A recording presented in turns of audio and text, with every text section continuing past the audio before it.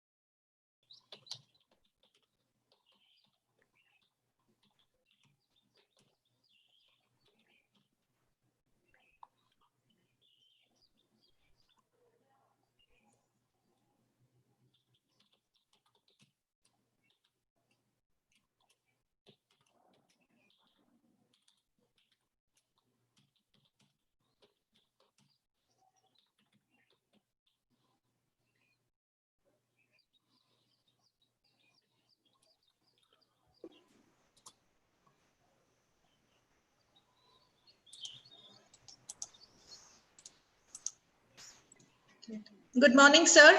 Do we start? Okay, fine, madam. Do we wait for a while, sir? We can wait for a while. I think a lot of people are joining now. There are people just walking in. Okay. Big screen ಬರಂಗಿಲ್ವಾ?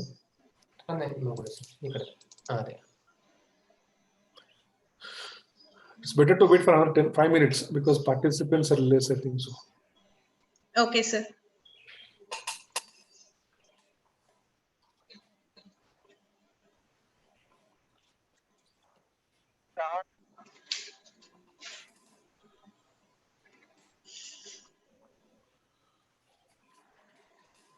I'm getting joined, ma'am. Yeah.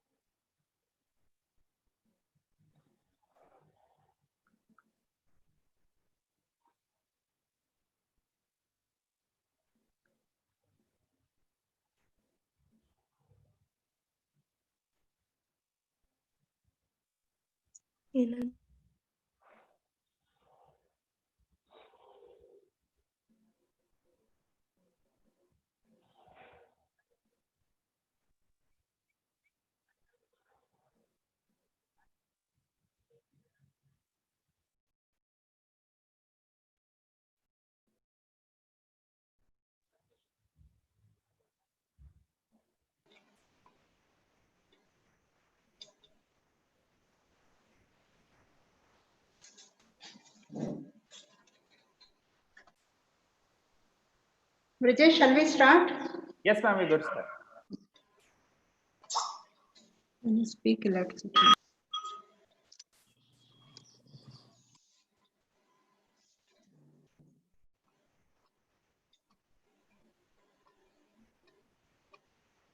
Do we start, sir? Yes, ma'am. Okay. Circumstances are beyond human control, but our conduct is our own power. Good morning, everyone. It's my pleasure to welcome all of you to a webinar on scope of engineering and insights on robotics conducted by CIT in association with Just Robotics, Bengaluru. I cordially welcome the esteemed management of KES, Principal, Resource Person Mr. Brijesh, Convener Dr. Kavita PC, HODs of all departments, staff of CIT, and all our dear students who have chosen Coorg Institute of Technology as their sanctuary of learning. At CIT, we endeavor to establish quality in our students where excellence is driven by values and success is strengthened by ethics. I now request our respected principal, Dr. Baswaraj M, to address our students.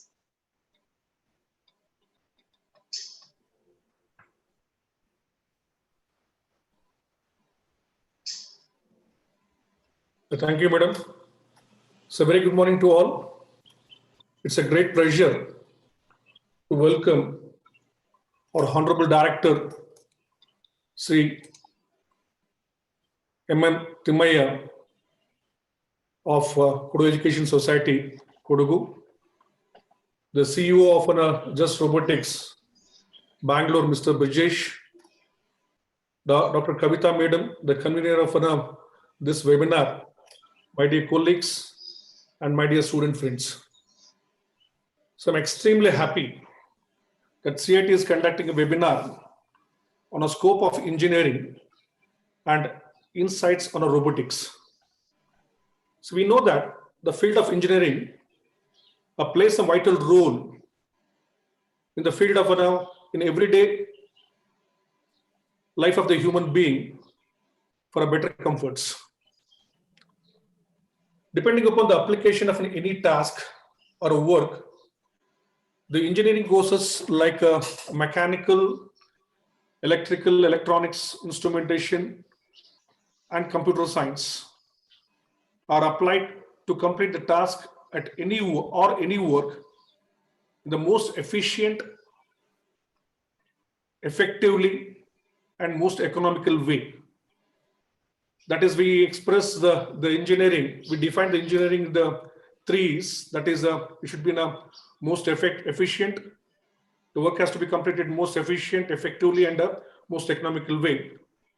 And using this, and we are applying these applications in the field of robotics and automation. And we are aware that the robotics and automation is an interdisciplinary course. And at present era, this course is used in every field of engineering. Robotics engineering is about designing, structuring, and building of robots. Then what are the robots? What are the applications? What are the uses of robots or the application of robots?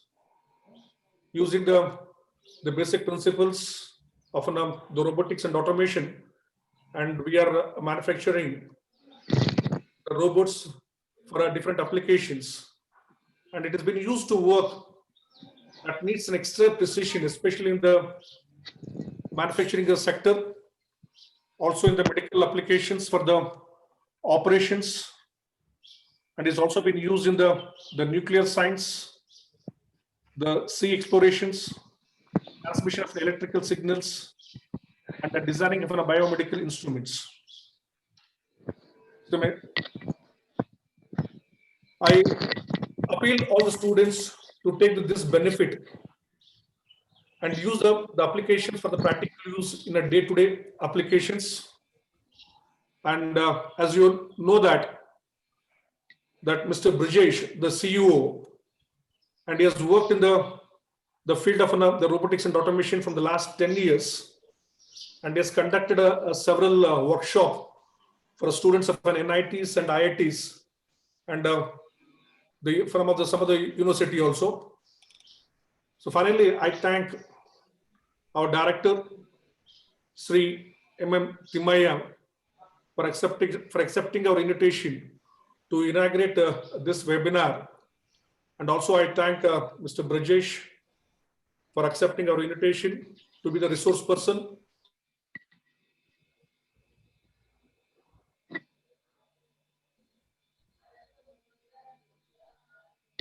That Thank you, conveying thanks sir. to one and all. Thank you.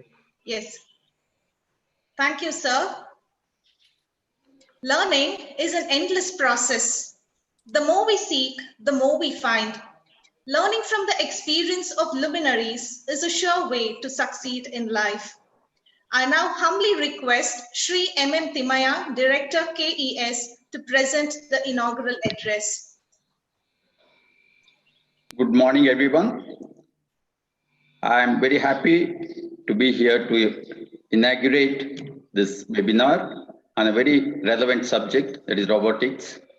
And I also take this opportunity to say a few words to the participants who I am told are mostly first-year students of CIT, as well as those who have just enrolled to become students in this college.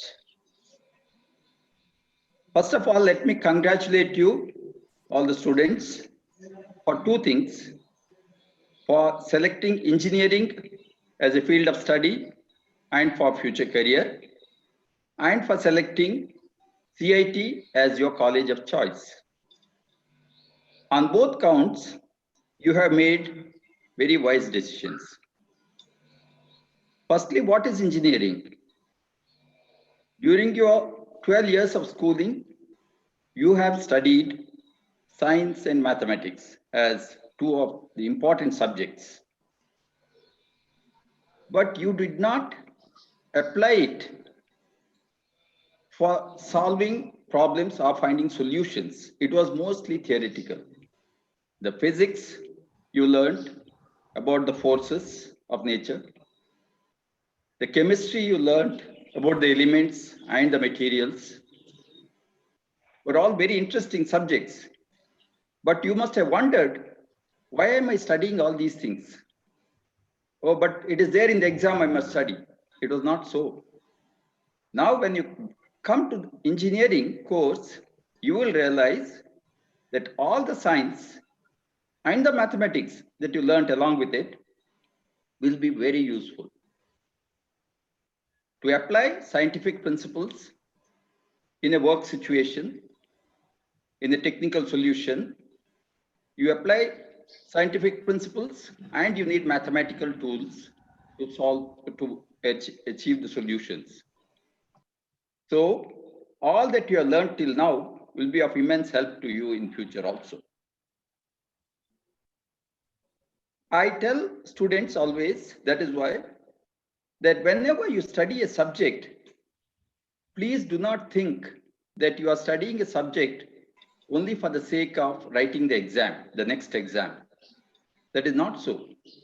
Almost all the subjects that we study will be of some use. The knowledge will be of some use in future. So always think that when you study a subject that I am gaining knowledge and I am going to use it sometime in future. And coming to CIT, you have chosen this wonderful institution located in a beautiful rural setting wisely. Let me tell you why. You might have heard of big colleges in cities, but that will be a huge crowd. The teachers will not know who the students are. The classes will be like very, very big crowds. Somehow you go there and you'll get through and get your degree at the end of 4 years. But CIT is a college which is very well equipped. The kind of facilities we have for the number of students is extraordinary.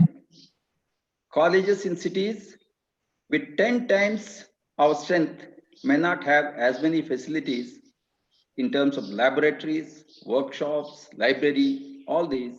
as we have. And most important, since our classes are small, our teachers will be able to give you personal attention and you will do very well in your academic career. Let me tell you one or two anecdotes about this. Several years ago, I read an interview given by the famous Dhirubhai Ambani, the great industrialist of India and father of Mr. Mukesh Ambani, whom you may all have heard now. Dhirubhai Ambani built some fantastic factories, world-class factories, world-class refineries. He was not a highly educated person, nor was he a man of technical background. So the interviewer asked him, "Sir, what kind of people do you recruit?" He gave a straightforward answer. He said, "I recruit engineers with a rural background." Then I thought, why did he say that? That is because, you see, in rural areas, what happens is, we do not have experts. We do not have technical help to solve every problem. So people living in the villages, they try to solve problems with their own common sense because there is no technical help available. In cities, you have any problem, you call the relevant technical expert and he will do the job and go. You are not involved. But here we are forced to find solutions on our own using our own intelligence and common sense. So students who have studied in rural areas, who come from rural backgrounds, when they go into a job, they do extremely well. Another incident happened about 5-6 years ago. I was traveling from Coorg to Bangalore, and in the Volvo bus, I met a former student of CIT. Her name is Neelamma. She was one of our very good students, an all-rounder. She was good in sports, good personality, and also good in studies. And I asked her what she was doing. She said, "I work for IBM." Very good. Then after talking to her for some time, I asked one question. I said, "Neelamma, tell me, you are from CIT, from a rural background. In IBM, there will be students from top universities and colleges. Do you feel handicapped in any way?" She replied that, "Sir, I think it is the other way. I think the students from all those big colleges and cities, they feel handicapped because I can face any situation. They may not be able to face all. They may do well in an urban setting, but not in all situations." She was so confident, and she was doing very well at that time, and I'm sure she must be doing even better now. Let me tell you about my own experience in life. I studied in rural schools and colleges in Mysore, not a big city. Then I worked for one of the biggest organizations in India, a bank, where the recruitment test was written by thousands of students from all over India. But those days, about 40,000 students used to write the probationary officer's exam for SBI. And many of them many from even IITs, Central Institute of Technologies, top colleges in the country. And then we were selected. And there was a 2-year probation or a training period. I did not find any problem going either in the selection or in going through the training. At the end of training, somehow I don't know, I got posted to one of the most important departments in the head office, which was looking after the large companies, the most important customers of the bank. While many of those students who had come from famous colleges, they were sent to branches to work as assistant managers or field officers, all those.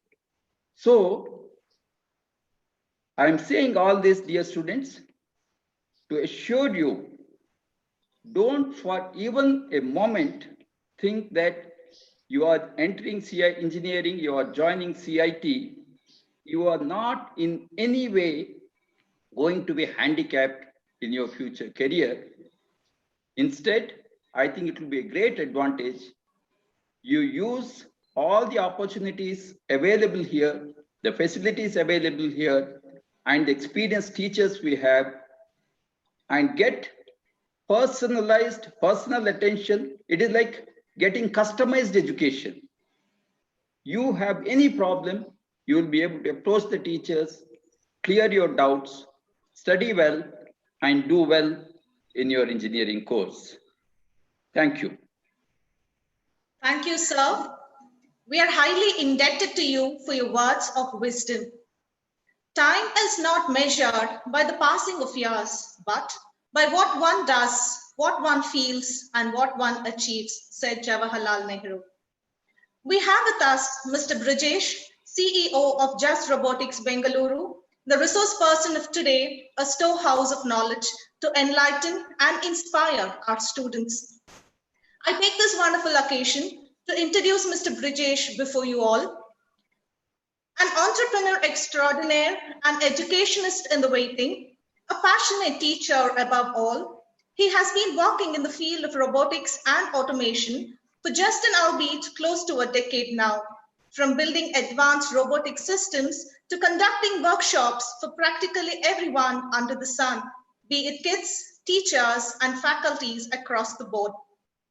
Just Robotics was recently announced winners of the Karnataka State Government's coveted Elevate Call to program under the Startup Karnataka program for their dream project, Make Mini Robots, aiming at democratizing STEM education. We are very happy to have you with us, sir. I now hand over the session to Mr. Brijesh. Over to you, sir. Thank you, ma'am. I'm just doing a little bit of settings here. Good morning, everybody. First of all, I thank Simaya sir, Basraj sir, Kavita ma'am for giving this opportunity and making me talk to the students, the fresh engineers who are going to be engineers in another 3 to 4 years. In fact, morning I was just sitting down and trying to figure out how it would be if I would have been sitting in your place about 10 years ago.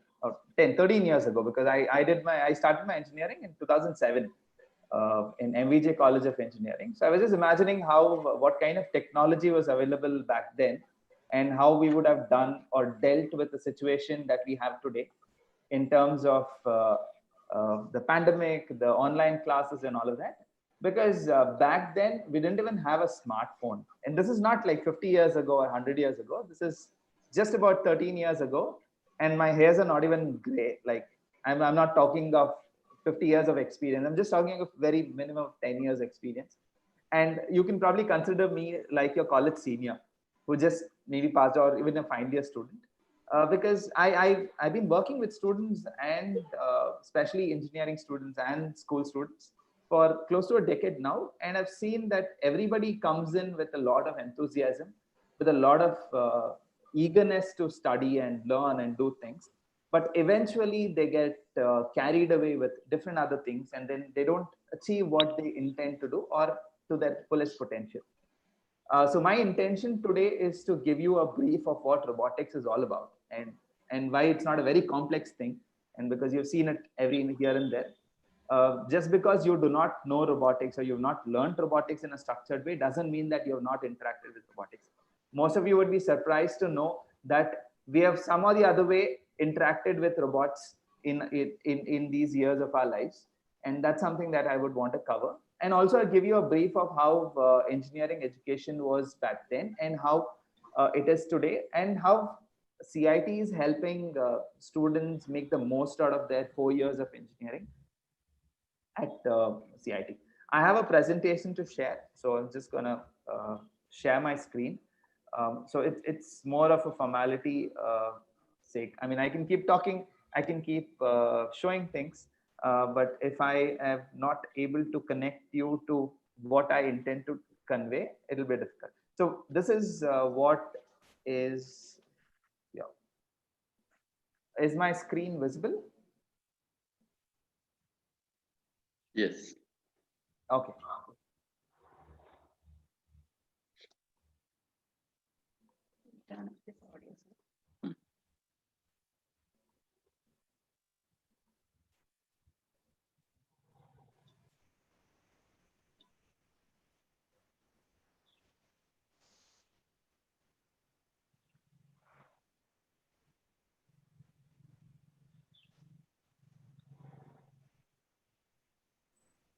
Okay, so engineering and robotics go hand in hand.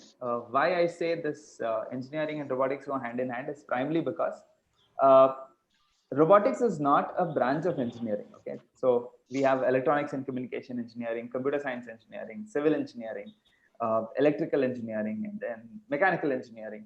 We have different branches of engineering, but very recently did we get something called robotics and automation engineering, and very few colleges in Karnataka and India have this as a specific branch.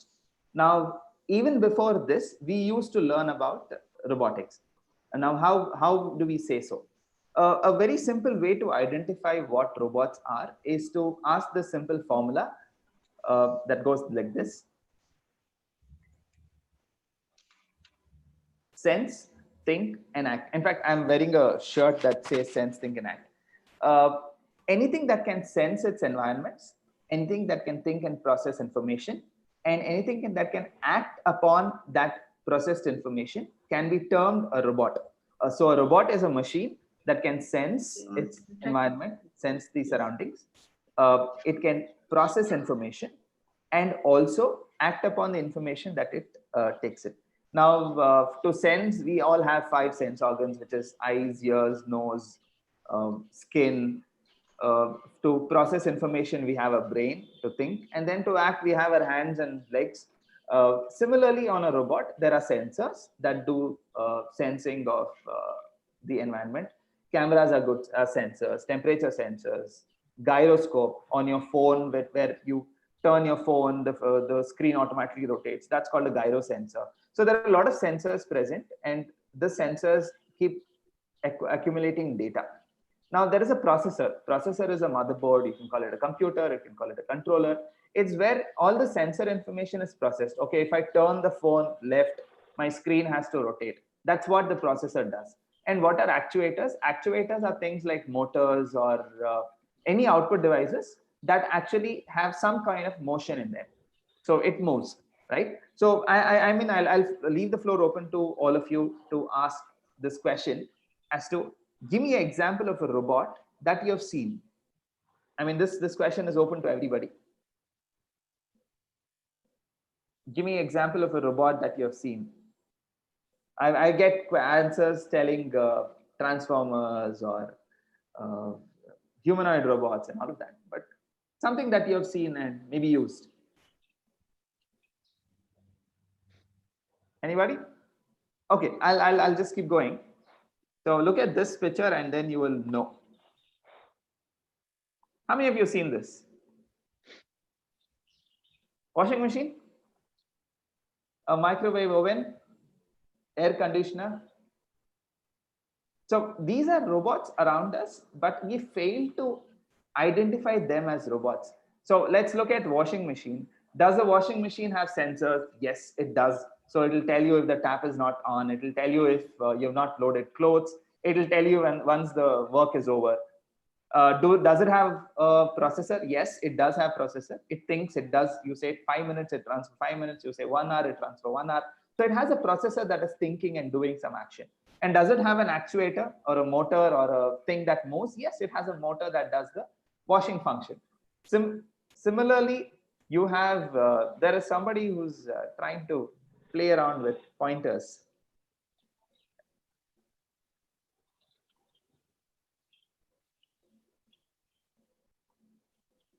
Just give me a moment.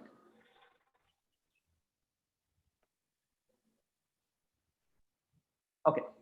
Yeah, so this is with respect to the robots. You have washing machines and air conditioners and microwave ovens that are looking like robots. But at the same time, you also have robots that are a little advanced, something like this. What's this? I mean, I'm happy if you students are able to interact with me, because I don't want it to be a very boring seminar and then half of you sleep off, or you're here just because of the attendance. Anybody who's able to identify this? You'll get 10 extra mark in your internals. Nobody? Sophia. Yeah, it's the Sophia robot. Sophia. Called, yes, thank you. called one of All the right. most advanced AI systems. AI is artificial intelligence systems. And I mean, I would say the Alexa on your phone or the Amazon Alexa is also as advanced as Sophia. But the challenge being, there is a visual expression. There are at least about 50 plus motors and actuators on the face that does the job of controlling those eyes and nose and lips and everything together to be able to depict how a human being does facial expressions. So this is Sophia. This is a robot that's doing a push-up. These are all humanoid robots. Why I'm showing you the internal of this robot is to show you how it takes so much effort and so many motors and things together to be able to even do a simple action like lifting, bending your finger or turning your head. It requires so many actions. Now, this is supposed to be one of the earliest of robots. So this is called the Asimo humanoid. So if I'm not wrong, it was 1990 when this was first launched. So it took them a good 10, 20 years to get to what Asimo could do. And this research is going on ever since. In the last 30 years, Asimo has been able to move from just able to stand up on its own to be able to walk. And over the period of time, it is increasing its speed.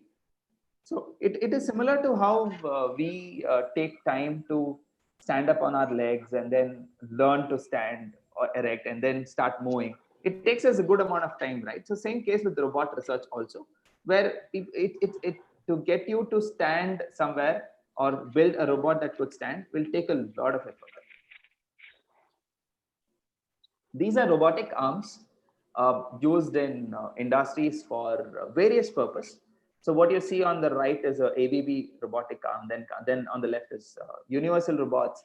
On the extreme left is the Fanuc robot. Now these are used for various applications. Now most of your cars and chassis are manufactured using these robots. So what you see here as the ABB robot is actually a welding robot, a spot welding robot. You can put any kind of actuator in the front of the robotic arm to do any function. You can do pick and place, you can do welding, you can do soldering, you can do things like sorting when you have to sort things. With respect to this, if you look at how its application is, this is a KUKA robot and a plant where it is manufacturing cars. And this is not something that is happening now. This was existing about 5-10 years ago also. So I'm not talking of 2020, I'm talking of 2010. This existed even in 2010, where the entire shop floor manufactured cars continuously without any human being coming in. Okay, such a automation is to an extent is available in India also, where there are different robotic arms that come into picture. They set up a plant. For example, if you go to Nissan in Pune, a similar kind of a plant exists where everything is done by machines and very minimum, say maybe once in a month, somebody comes in and does a bit of cleaning. And then again, they run the machine, they close the shop.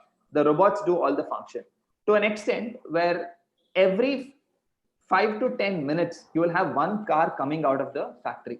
So that level of automation robots do. We are a country of 1.35 billion population or close to 1.4 billion population. Why do we need automation? So that's something that we all ask. And as a world also, right? We have so many people, why do we need automation? So if you look at it further, you'll realize that automation is the only way to ensure that there is very less entropy. When I say entropy, it is room for error to ensure that you are being very efficient, being very advanced in what you're doing, time saving and cost effective. That's the reason why things are automated. And whether you like it or not, whether you say, okay, jobs are being replaced by robots and all of these things, whether you like it or not, you have come to a stage where the robotics revolution is happening. And it is something that will go on forever and ever. You have to catch up. Okay, now robotic revolution is happening and we have to go up. In fact, when Timaya sir was telling about how things were at SBI, I was just thinking of certain anecdotes that people used to give me. when they said when computers were just introduced into the industry, like banks and offices and all of these places. Computers was right then introduced. And then what happened, a lot of people started resisting, telling, okay, I will lose my job. I will lose work to do. I will not have work to do. Computers will be replacing human beings, and all of the thing happened. But today, the computer industry is one of the largest employment services in India. Like they provide employment to a large sector of people, because eventually you will need people to run robots also. It can be automated to one extent, but you will eventually need people to learn robotics. And that's the reason why you learn robotics and engineering. Okay, cool. What this robot is, I'm not sure if you've seen this before, but it is actually an autonomous robot. When I say autonomous robot, it is like a self-driving car. You tell it to go to a particular place, it will go. It has LiDAR, a simple way of looking at it is a radar, which detects obstacles around the robot, and you tell it to go from point A to point B, and the robot does it. And these are indoor robots inside a shop floor, inside a factory, inside a classroom, inside an apartment or office is where these robots work. And there is a robotic arm on top of the robot, which will do some functions for it. So this is eventually what you look at as a humanoid. It does the same function as that of a human being, but it doesn't look like a human being. And it is not necessary that all robots should look like a human being, because at the end of the day, for me, it's more important to ensure that the function is achieved, what I need to do, than how the robot looks doesn't matter to me. So will this move? Yes, it moves. Will it pick and place things? Yes, it does.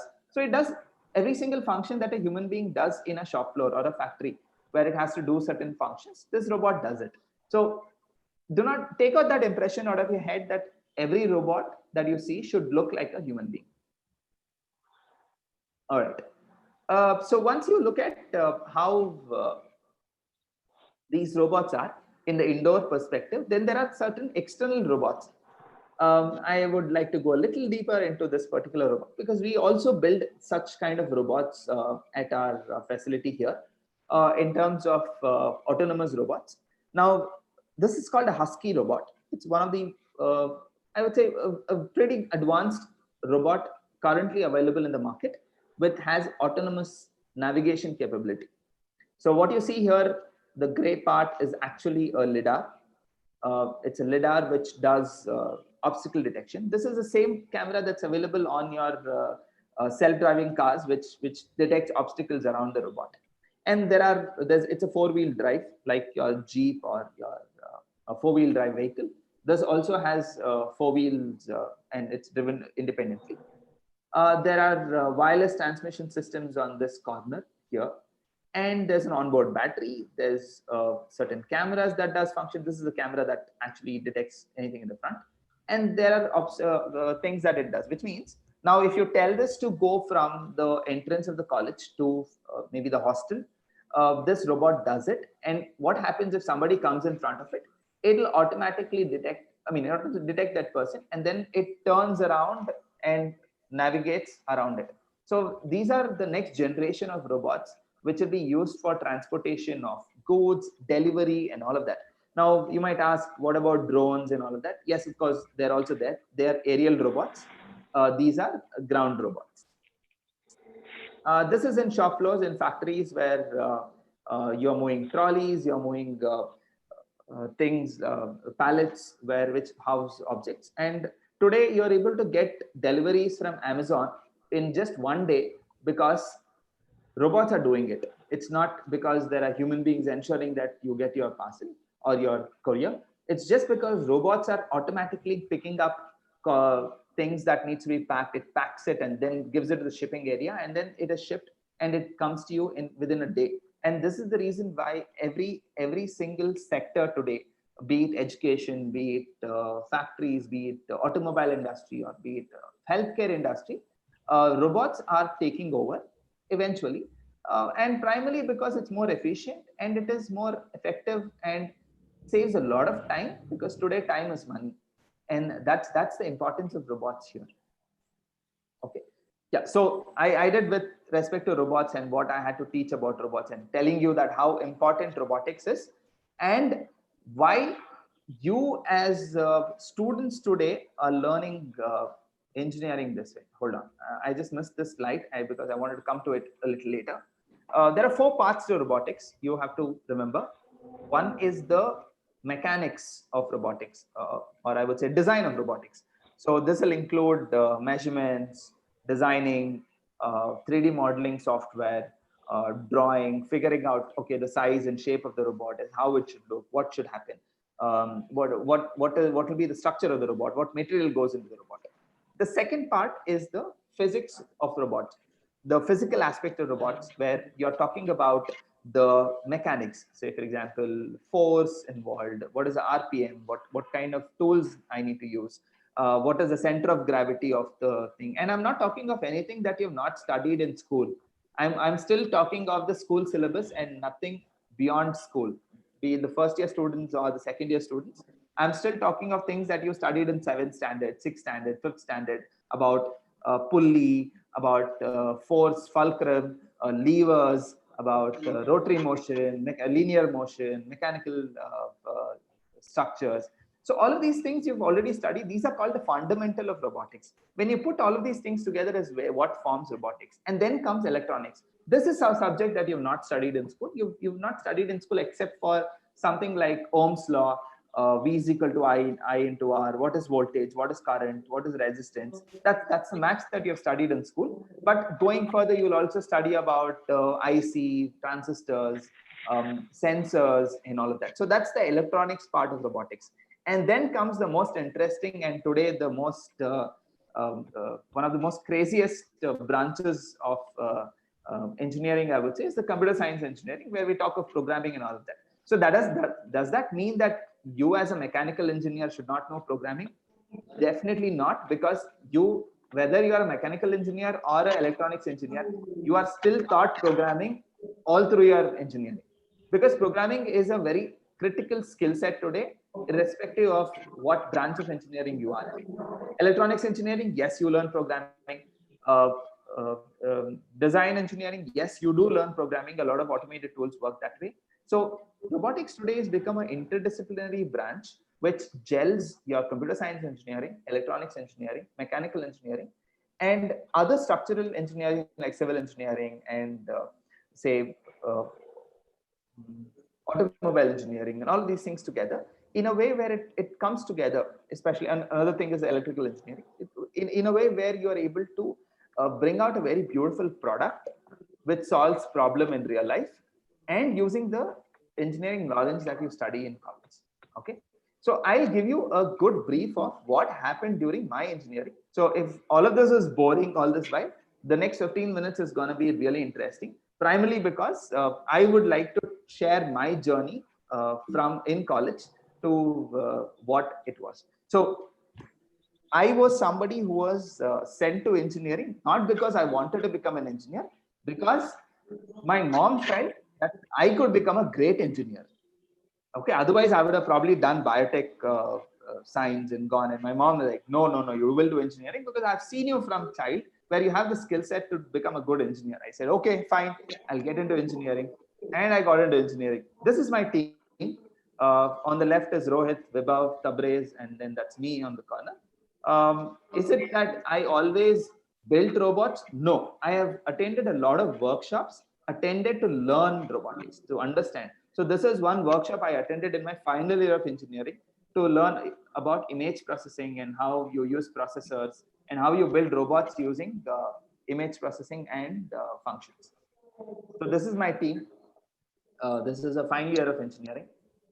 This was my team which participated in Tanjore Shastra University, where we were building the robot that you see in my hand is actually a small car, which we actually build bigger ones today. This is what we had built, and we won the first place here. This was one of the longest all-terrain tracks in India back then, in terms of the college robotics is concerned. This is one of my first competitions, which was in Anna University, Chennai. So where was I when this was happening? I was in first year, end of first year engineering. It was almost like the Jan Feb of my first year, which first year, where we were just finishing our semester exams and getting in, and that's where we went to participate in our university. This was a little after that, just about maybe a year or so. This is one of our first medals for VTU, where we won 2 robotics championships. What you see otherwise is my seniors in college, Gaurish, Rajshekhar, Naveen, and Vibhav on the right extreme. This is right in second year. Imagine we are right out of college, PU, and just get into engineering college. We don't even know what engineering is. I didn't even want to do engineering. And we start participating in robotics competitions and start building robots.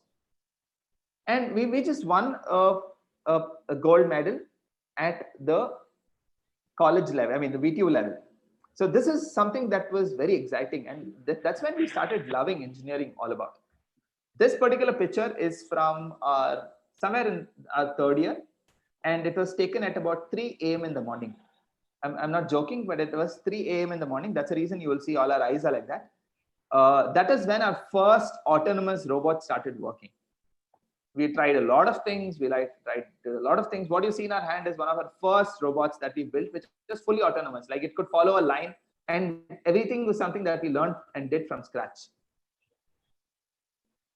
This is our college team. So did we do robotics all alone? No. We used to ask our friends, our classmates, our juniors, and everybody to come. Come, let's build robots. Let's go. Let's participate in competitions and do things. This was in Vellore Institute of Technology, VIT. So half the time we were out of college, participating in competitions and building robots, and our teachers were very encouraged about it. We used to hear a lot of other college students coming and complaining, telling, hey, we don't get attendance, we don't get support that you guys are getting. And our college was so supportive about it. And I see the same thing happening with Coorg Institute of Technology also, in terms of the support system that is in place, in terms of what is capable of. So we had got permission to use our mechanical labs, though we were electronics engineers, and build robots. And our computer science departments helped to write specific programs that we needed. Okay, this is something that we built in our final year of engineering, where we built a track for other college students to come and participate in competitions. So this is my team with juniors and all of them in place. So why I'm giving you these pictures and perspectives is engineering is not all about sitting and learning about 8 subjects every semester and writing exams and finishing your practicals and going for it. The next 4 years for you, it's going to be a lot of fun, a lot of activity, a lot of exposure. This, nobody told us you should use the college ground to do this. We went, we spoke to the director, the principal, and asked their permission to say, we want to do this, we want to do this kind of a competition. If you see this picture next, where is this? Oh, God. Hold on, I think I missed one picture. Yeah, this picture. This is where we and our seniors together organized one of the first technical fests in our college. It was one of the first technical fests at college. So all colleges have cultural fest where other college students used to come participate in dance competition, that competition, this competition. But this is one of the first technical fests that we as students conducted. We told the college we've been going for a lot of competitions. Why don't we do something on our own? And this is when we invited a lot of colleges all around India to come and participate in our college. And what you see here is something that we developed, built during this particular fest. So what I'm trying to tell you is, if you take the lead or the step forward, your college is there to support you to do whatever you want. The next 4 years for you is going to be, I would say, a golden period in terms of your learning, the exposure that you would get, and the opportunities that you will come across and skill sets you'll develop. Because tomorrow, when you go to an interview room, if your objective is to get a job, if you go to an interview room and tell them that what you see around is something that I built for this college or I built for this institution, that is a much better way of telling, putting yourself instead of looking at how you could just pick up a job. This is a classroom. We were about 9 of us sitting on one bench. So this is the kind of fun that we used to have in classroom and class. This is in our final year. This is, even when I was in final year, we got to present our robot in Delhi. This is a all-terrain vehicle that we built. It is called a soldier assistant robot, where we used to carry load for soldiers on board. 2014, I started Just Robotics along with my teammates to be able to build robots and also teach students the fun of how you could learn robotics by building robots. These are my students who build drones, who learn building drones, with all the speculations about the drone industry going here and there. I've had wonderful, fantastic students. These were all in 8th standard, where they built their own drones, understanding everything right from scratch. This is one of their autonomous robots that they built when they were in 9th standard. Not a joke. This is not an engineering college project. This is a school project. And the level of engineering is beyond any engineer could even think of. Okay, I'm not joking. It is only because those students put effort in the direction that they felt it was necessary, not because somebody thought. I didn't teach them anything. They learned everything on their own. I just told them, gave them the directions to go in terms of what has to be done, how it could be done. So what lies ahead of you in the next 4 years or 3 years in engineering is that time that you get to figure out what kind of problems exist in the world and what do you do in terms of solving those problems. So when you try solving these problems is when you actually become an entrepreneur and you start giving jobs to people than just becoming a job seeker. So the next few years for you should be something that you would see eventually as a moment of finding problems around you. Like how Sir was telling, there are a lot of challenges around, in and around even Coorg or any rural setup or a semi-urban setup, where you could actually, as engineers, solve those problems for them. It could be automating their farms. It could be trying to bridge the supplier and the demand and supply chain, or in terms of building structures that could resist rain and floods and all of that. So these are things that you can actually sit and do right here at a place where knowledge is given to you in a way where it's not restricted at all. To understanding that the next phase of engineering that you're going to learn is to be solving somebody's problem. There are a lot of problems that exist in the world, and you as students are supposed to be problem solvers. I have okay, so this is done. Okay, this is my team now. A few people are missing. So we build autonomous robots for warehouses. We also do education. We also build robotic kits for education, all of that. So a lot of things happen at Just Robotics, and I'm more than happy to be able to share these things with you.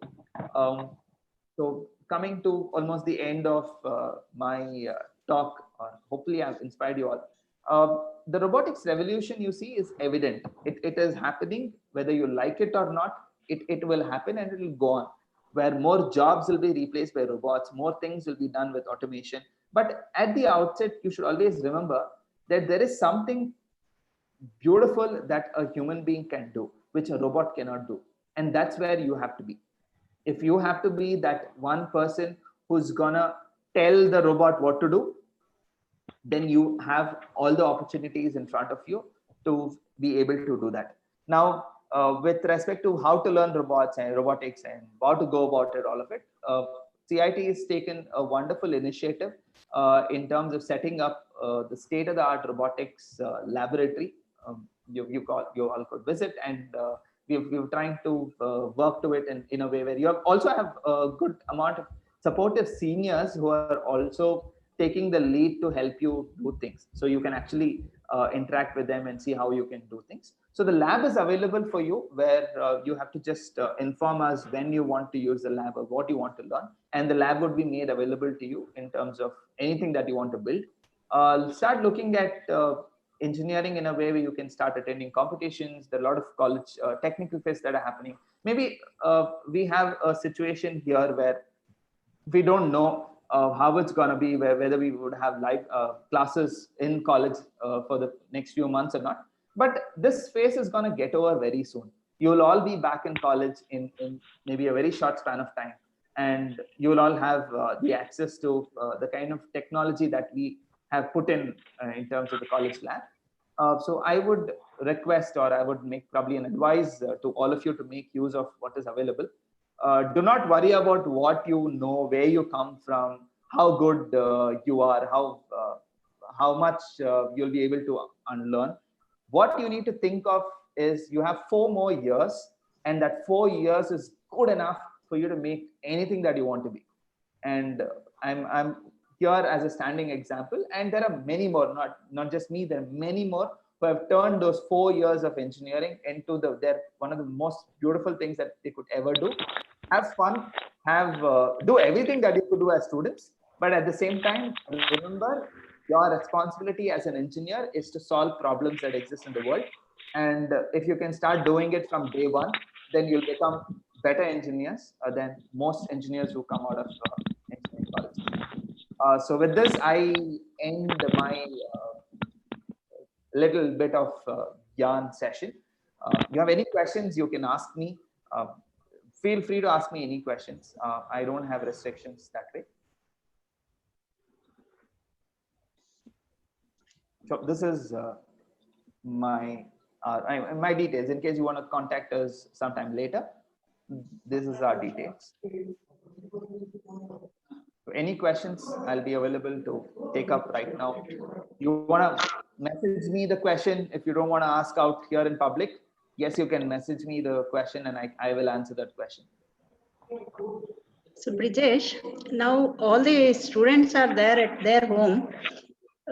Can you support in building the robots, they being at home? It's possible, yes. So we have one kit that we can actually provide you. What I'll do is I will just send it across to, or I can in fact show you. It's right here.